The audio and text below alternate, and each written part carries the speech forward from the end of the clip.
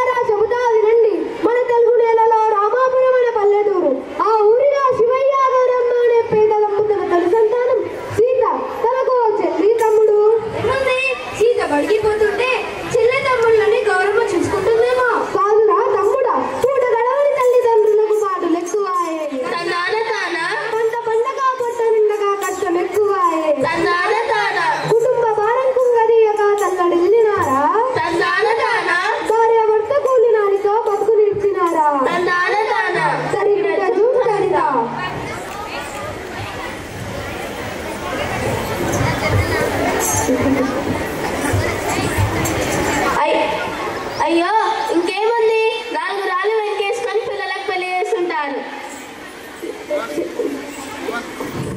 సీత అమ్మా నేను పనికిపోతే చెల్లని తమ్ముడిని ఆడుస్తూ ఇంటికి అంకితం అయ్యింది. ఆ తర్వాత ఏం జరిగిందో చెప్పరాగా అన్న?